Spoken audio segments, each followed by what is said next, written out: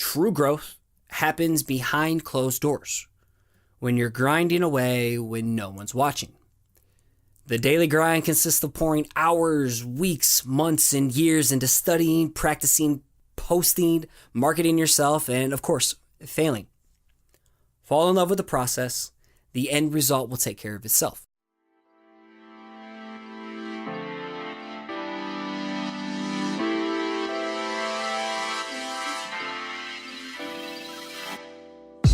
What's going on? You're listening to episode 94 of the Perspective Podcast, and I'm your host, Scotty.D.Russell of Perspective Collective. This show is about carving out time to build something for yourself. I want to share what is and isn't working for me, along with sharing my guest point of view. Also, at the end of each episode, I plug a weekly dose of inspiration of someone crushing it in the creative community, so stick around to the end because it could be you. Alright, so this entire series is sponsored by our friends over at Retro Supply. They are the leading provider of Illustrator, Photoshop, Procreate, and now Affinity design resources to make your work stand out in clicks or drags of your mouse or stylus. Use promo code Scotty20, that's Scotty with a Y, to save 20% off all their design resources like brushes, action, textures, and fonts. And all of this coupon works off additional sales in bundles. It's crazy. Take advantage of it. It's a steal. You could thank me later. And if you want to see me put all these brushes and things to work on Procreate, peep me out on my Instagram stories. That's where I always share the process. Also, a quick reminder, in order to celebrate this series, because I want to make this somewhat special, like it means a lot to me, and I'm sharing basically my whole life story and how I've gotten here today talking to you through this podcast series. I have a limited run of pizza party sticker packs available at perspective-collective.com/shop. And if you're digging the episode artwork, then snag one of these sticker packs and stick them everywhere you are not supposed to, with pride. All right, so today we continue this trail of crusty breadcrumbs with the 3 life lessons learned from Loving Pizza series. It'd be super duper swell of you to stop what you're doing right now and go back to life lesson 1, numero uno from last week. That would be great, just so you can catch up. You kind of know where some of the things I reference are coming from. Regardless, I'm going to give you a quick refresher. If you want to be difficult and not go and do that, that's fine. So, at its core, life lesson number 1 is accepting the fact that you can't make everyone happy. You are not pizza. I've learned this the hard way as I've baked people-pleasing into my life's crust. It's taken me a long time to realize that I couldn't, and I still today can't create for the masses, okay? I can't create to please everyone. It's impossible. Also, attracting the right people to your tribe is possible by staying in your own lane and creating work that's true to yourself. Something that I feel a lot of us struggle with these days. Seems to be a lot of saturation on the grams. In this episode, I also equip you with 2 ways to fight back against the comparison trap. I'm serious. You should really check it out. Go back and check out last week's episode first. So with that refresher out of the way, I am about to dive deeper than a Chicago deep dish pizza. I'm going to peel back another layer of cheese and share a hell of a lot more of my backstory. Like, you are really about to get to know me today, okay? Things are about to get real. I hope you're hungry for this second helping. Life lesson number 2 is all about taking life one slice at a time. My goal for you after you devour this delectable episode is to be jazzed out of your gourd to make shit happen for yourself. You can find the show notes for this episode in a blog format at perspective-collective.com/94. And you can also follow along on Instagram at Perspective Podcast or Perspective_collective and kill the vowels because I want to make it difficult. Let's go.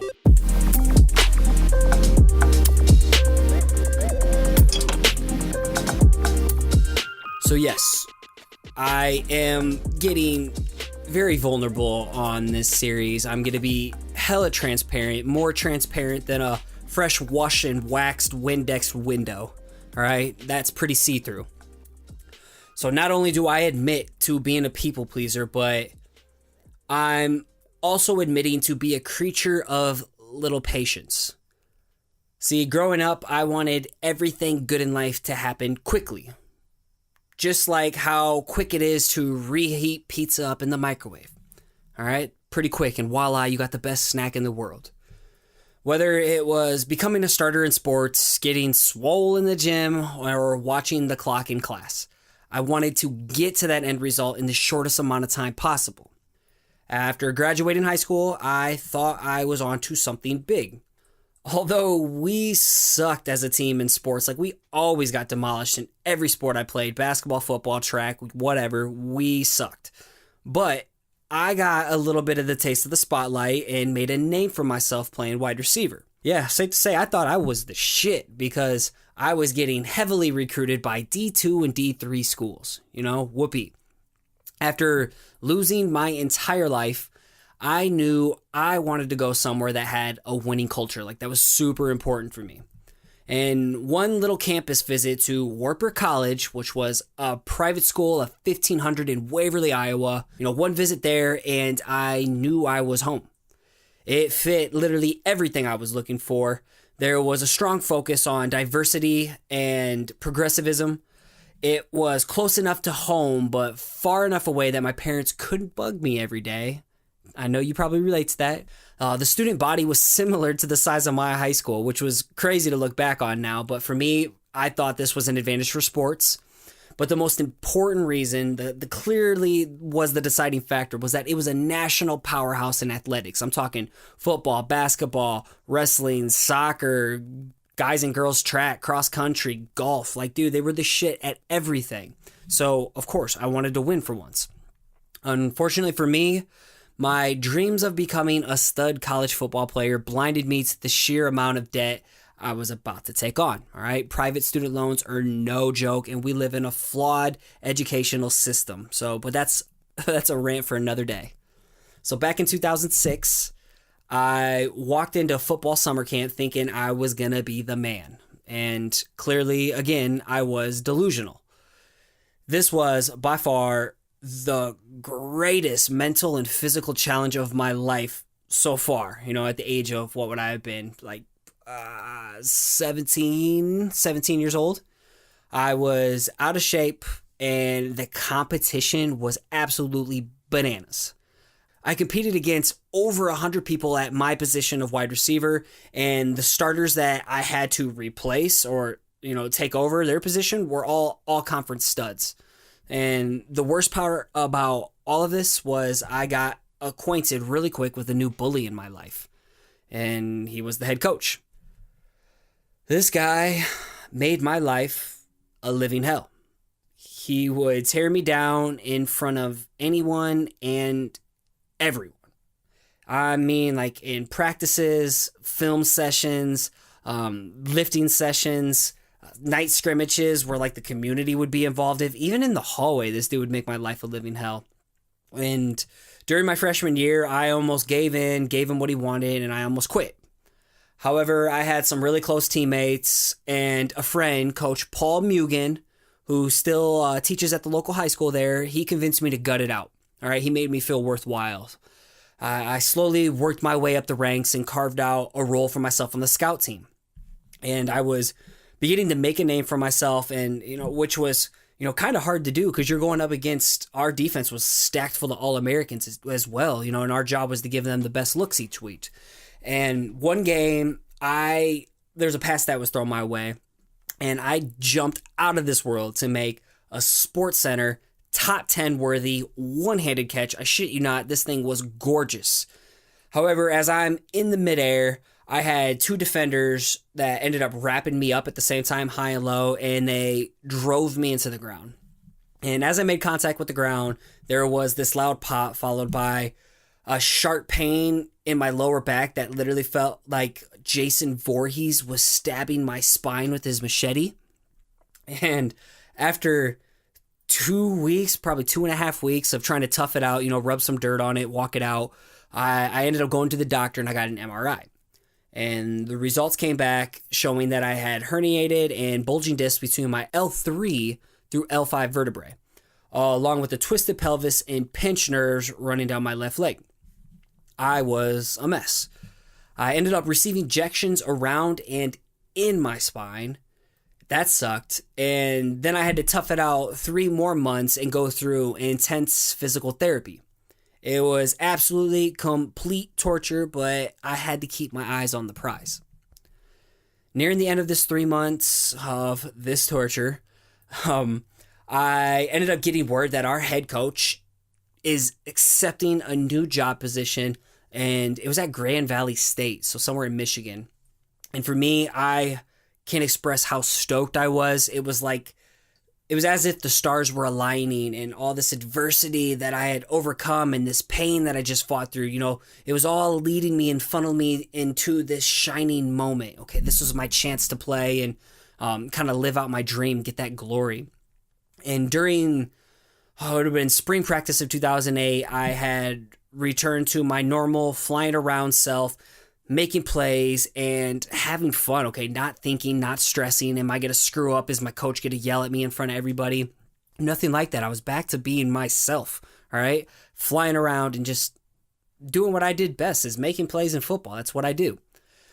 Everything was perfect until I threw my back out again in a 5 a.m. morning lifting session. We were doing some type of Olympic lift. I believe it was a power clean at the time.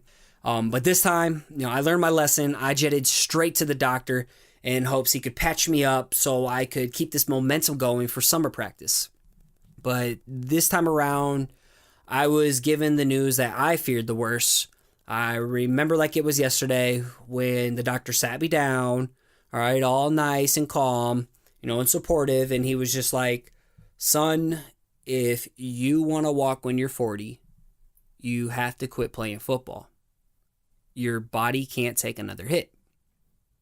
And yes, I'm not even ashamed to admit this. I absolutely bawled my eyes out for days, it felt like.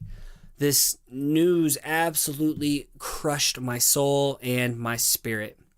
I overcame all this pain and stacked up mountains of private student loan debt only to have my dream ripped away from me. So from there, I faced two choices. The first was I could transfer to a local community college to finish my design degree. The second would be to finish my education right there at Wartburg, stay with my football family, and become a student coach.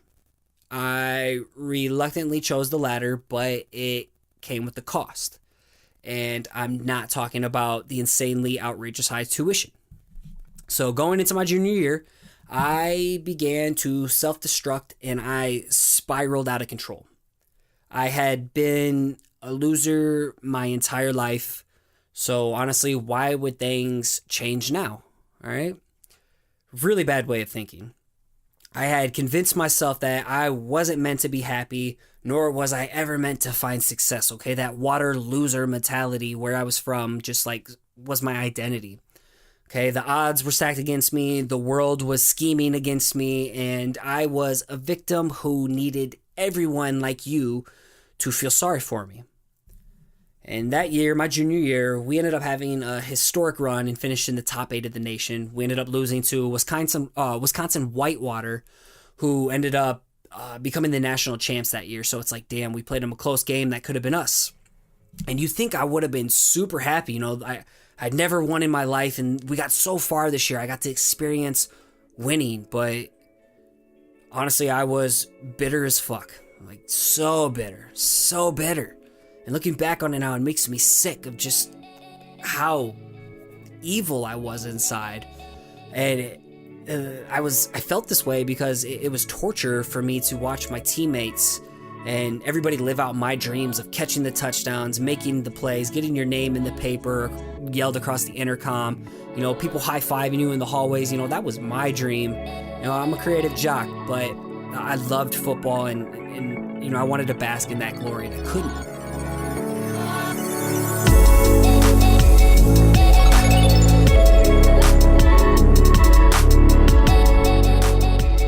And because of all this, I ended up spending my last 2 years of college just partying all the time, every day, and living it up with my boys because YOLO, okay? YOLO was, by Drake, was actually a popular song at that time. You only live once, that's the motto. And any extra change I had, I would buy ramen noodles, Easy Mac. I lived off that, frozen pizza or some super cheap pasta. And the rest of my money went to 30 packs of Busch Light and Keystone. I was an idiot. But leading up to graduation in May 2010, I was putting no love or attention into my portfolio or was seeking out job opportunities, the things that you should be doing that matter the most. But in my mind, I thought I had it. I was so full of myself, and I thought my work was great.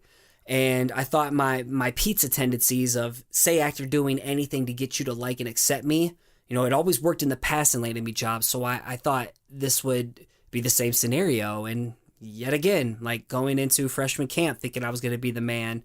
Upon graduation, I was in for another rude awakening. So when I graduated, I couldn't get a job because my portfolio was hot trash. And that's saying it politely. Like, I still got it today. I still keep it in my closet just to remind me of, like, all right, dude, you got plenty of room to grow. And even to this day, I still have plenty of room to get better. I do not think I'm the shit by any means with my work. But during that time, as I was applying to everywhere and anywhere, all these businesses told me they weren't interested. But what was worse was the majority of them never responded. Like, it wasn't even worth their time. And instead of me owning up to my faults, like, dude, you suck because you didn't put any time into it, I ended up just blaming the world, right? It wasn't about me. It was because the world was against me. It wasn't because I didn't put in the effort. There was no accountability.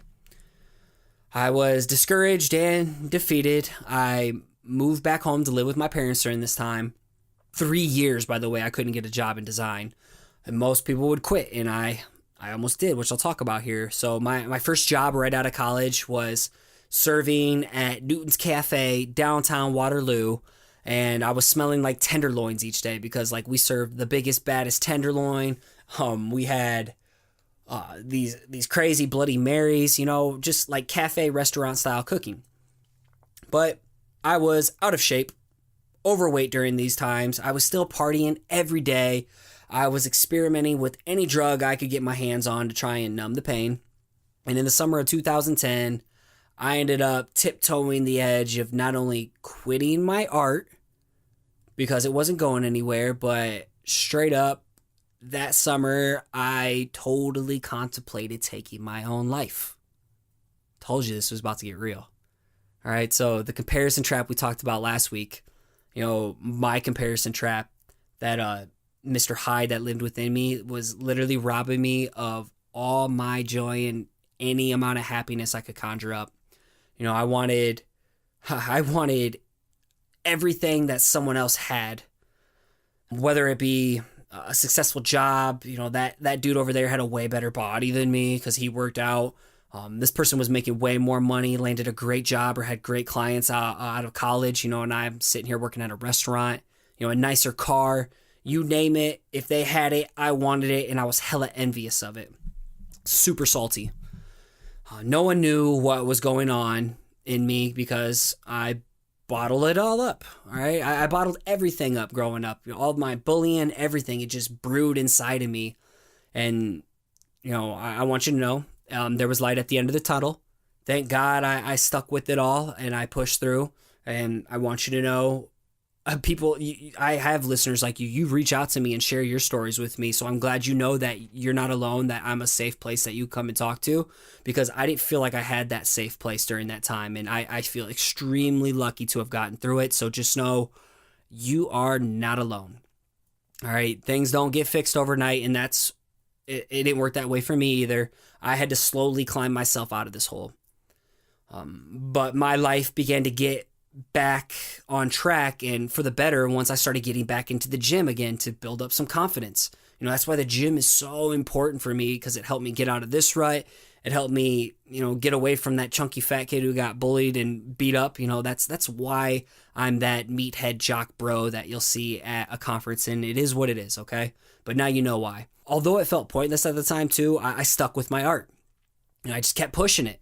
I was creating t-shirt designs. I remember I had that company, Daydreaming Clothing, with my buddy D-Mac I've mentioned in the past. And I was doing tons of logos, tons of tattoos for friends and family, all at like $50 a pop because I didn't know my worth. But, I hadn't proven myself.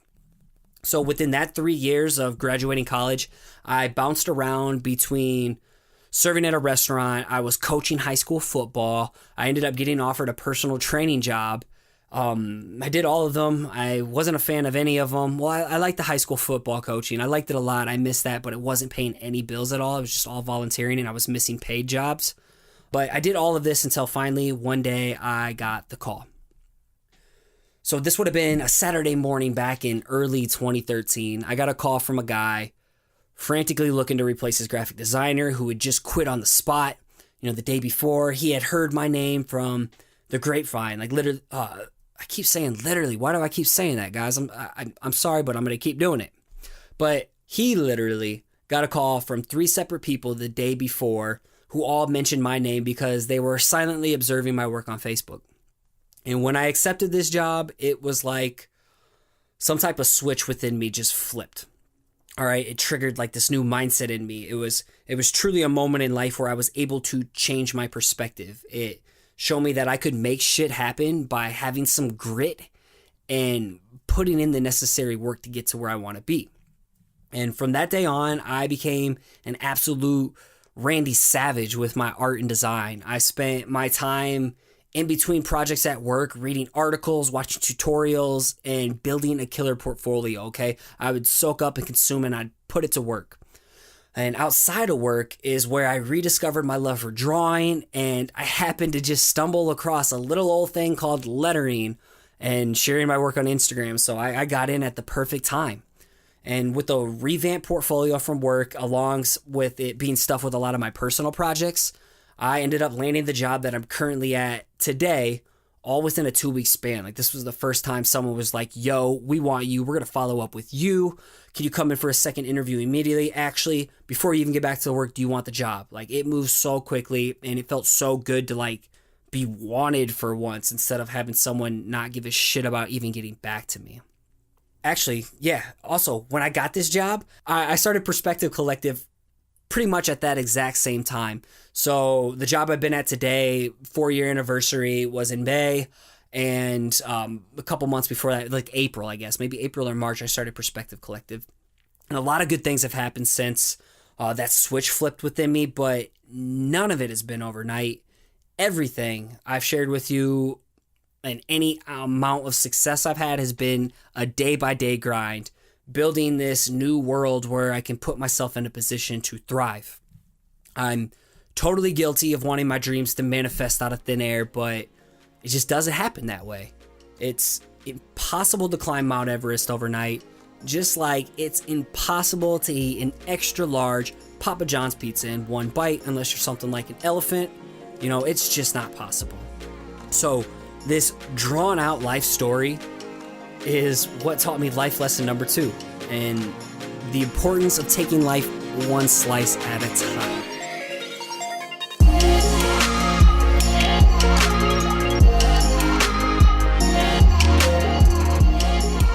So the first main point of taking life one slice at a time is all about getting familiar with failure. So pursuing your dream, if you didn't notice, it is an uphill climb. All right, it's not supposed to be easy. And as I mentioned in episode 91, the one about the alchemists, the closer you get to achieving your personal legendary goal, the more this unseeable force will try to deter you. You cannot avoid adversity, but you can learn to face and embrace it. And I admit right here, all right, you've heard it first, right here, I am one big massive failure. All right, I am a failure. I've been failing my entire existence in every facet of life. Because of this, I'm able to be alive in creating something that matters because I failed. And as cheesy as it sounds, you gotta continue to fail forward and fuck up fast to find your groove. I will never claim to be an expert, but I can definitely give you 3 ways you can get familiar with failure quickly. All right, 3 super duper ways. And the first one is by divorcing your comfort zone. So operating within your safe little bubble makes it extremely hard to stimulate growth and see progress in whatever you're trying to pursue. And one of the best things I ever did for myself was leave Iowa and attend a Creative South conference 4 years ago. And if you're a listener of the podcast, a lot of my guests are people I've met at conferences, especially ones like Creative South. So, you know, I owe a lot of my relationships and connections with people are from conferences like this. And it's all because I left Iowa to find my people. And when I was at this conference, I didn't know a soul. Okay. But again, I was able to connect with like-minded people. And the most importantly, I was able to catch a glimpse of my creative potential. From there, I ended up finding an online community. I took up blogging. And within a year, I was somehow, I don't know how the hell this happened, but I was back on that Creative South stage, giving a speech that radically jump-started my career in front of around 800 people. Okay. It was my second talk I've ever given in my life. That's what I talk about divorcing your comfort zone. None of this would have happened had I not rattled the cage and acted on something, taken initiative on things that made me completely uncomfortable. Number 2, getting familiar with failing quickly is all about marrying the process. It's so easy to get caught up in the end product you put into this world. Again, back in episode 91, all about The Alchemist. Please listen to that one too. That is my favorite episode ever that I've ever put out. But back in that, we talked about it's not about reaching the destination. It's not about the end result. It's about the growth that transpires along the way. And basically, this is your creative path in a nutshell. True growth happens behind closed doors, when you're grinding away when no one's watching. The daily grind consists of pouring hours, weeks, months, and years into studying, practicing, posting, marketing yourself, and of course, failing. Fall in love with the process. The end result will take care of itself. And number 3, so you can fail super duper fast, is say yes and figure it out. This is everything. So I want to ask you right now, let's get personal and get intimate as I whisper into your ear. What are the things that scare you? All right, what are those things? What are you afraid to do? What excites you, but it terrifies you at the same time? I'm here to tell you to seek that shit out and aggressively attack it. Where you're most afraid is where I believe is where you're going to deliver the most powerful value to the world. So something I do now that helps me act on these things, especially fail quickly, is I like to view fear as, it's my intuition nudging me to the person I'm supposed to become. An example of this was I always wanted to do public speaking and I always was interested in doing murals. Somehow I put myself in a position to finally be asked to do both. And both of them absolutely terrified me, yet excited me deep down inside. But when I was asked, every bone in my body wanted to scream hell no from the top of my lungs, but thankfully I said yes. Okay, I said yes to the call. And both of these wishful desires have now blossomed to be 2 things that light my spirit and my soul up like a Christmas tree. They also allow me, most importantly, to make an impact on something greater than myself. All right, and I probably wouldn't have gotten into doing this podcast had I not said yes to public speaking. So say yes and throw yourself into the fire and figure it out along the way. Or the second main point of taking life one slice at a time is about this concept of keep swinging. If you didn't know by now, I am a huge sports junkie, okay? Clearly, I was a former football coach. I love basketball. I'm a huge Laker fan, Tampa Bay Buccaneers. I love the Yankees. So every sport is a physical game, but more importantly, it's a mental game between the ears.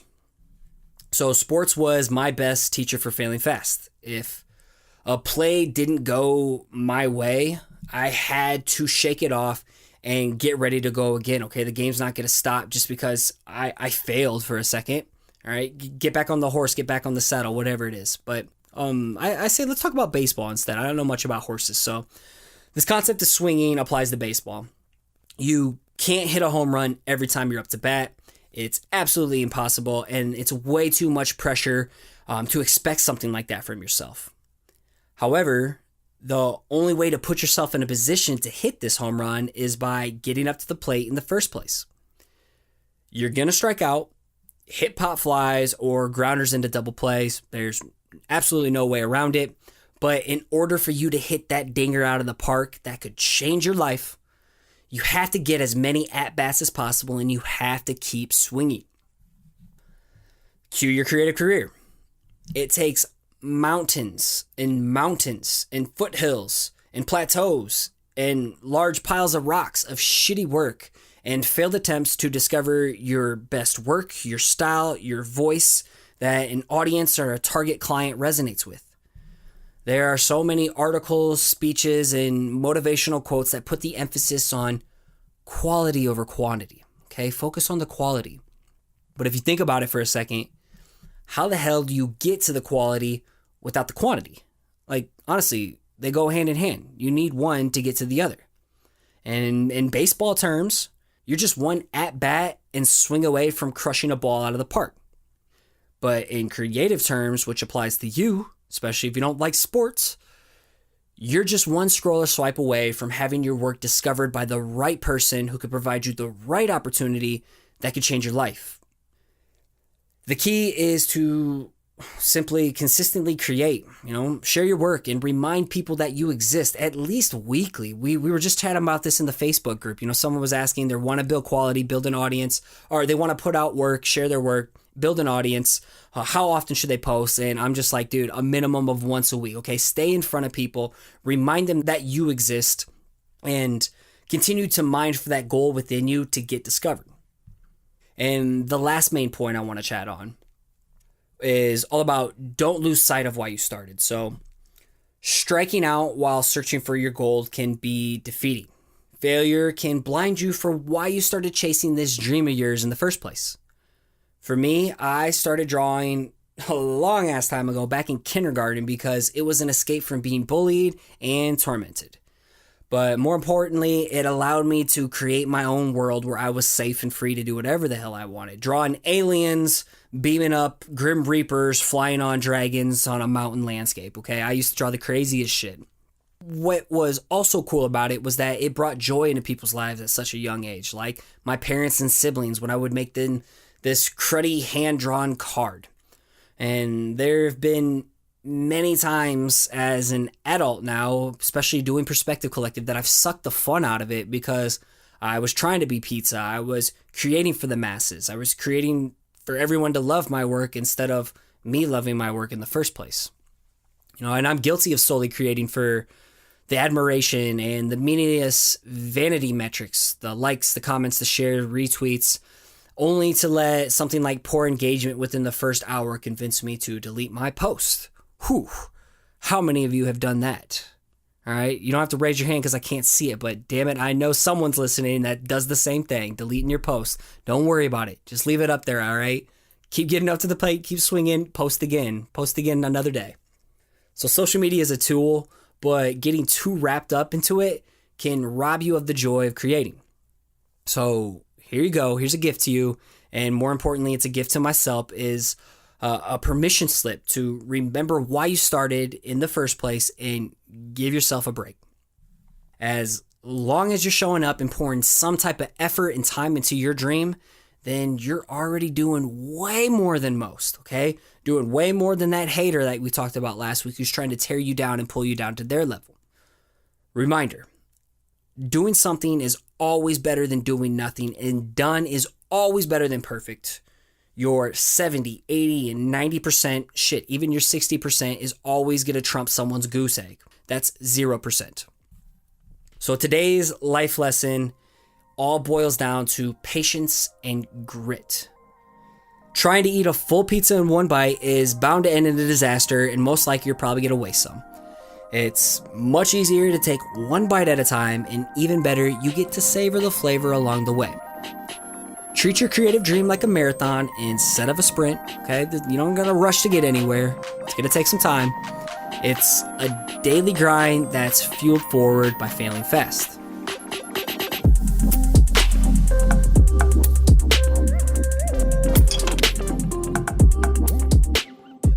There you have it, life lesson number 2, PC family.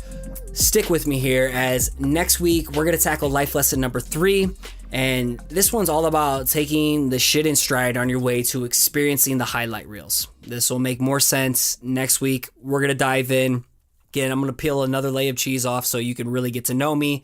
And again, if you're really digging this right now and you kind of want to support this series, just go to perspective-collective.com/shop.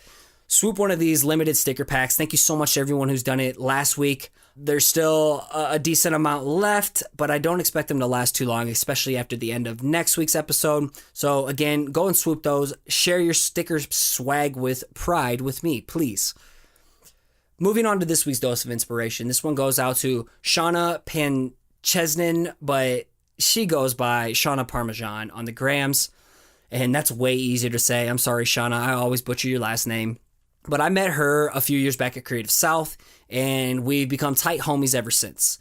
She has an incredibly playful and colorful illustrative style. There's always a nice little vibe and spark that her work emits, and I think you'll dig her work as well. Again, that's Shauna Parmesan on Instagram. And if you're enjoying what you hear and you want to support the growth of the show, would you just consider giving it a rating and review on iTunes, aka Apple Podcasts? It makes a massive difference in getting the show discovered and climb up there in the ranks of the art, business, and design categories. And I would just absolutely love to give you a public shout out and send some love back your way like this week's rating and review. This one's titled The One Creative Podcast You Need by Begin Image and Design. He or she states, as a UX designer and aspiring graphic artist, I listen to all sorts of creative podcasts to stay up on design trends, methods, etc. Out of all of one, this is the only one that consistently delivers every time. Shoot. Like a nice, good pizza delivery boy. Scotty has great guests, but more importantly, his insight and his ability to draw out wisdom from those guests is what makes this podcast a success. I re-listen whenever I need a creative boost, push, or inspiration. Thank you so much. You see, I hope it didn't take you that long to write that, and you doing that allows me to give you some love as well. So I hope it's worth your time every time, because you sure make me feel good and you help the show. And as I wrap things up, I got to give a huge thank to my podcast editor and my show notes editor, Áine Brennan and Paige Garland. I could not do this without you two. And a huge thank goes to Nick Jenkins of Blookah for all the dope theme music you hear on the show. Check him out at SoundCloud or Instagram at Blookah. That's Blookah. And he's got some new music and a new EP that he's working on. And as you finish off this week strong, I want to encourage you to keep showing up, keep putting in the work, and keep creating. You got this.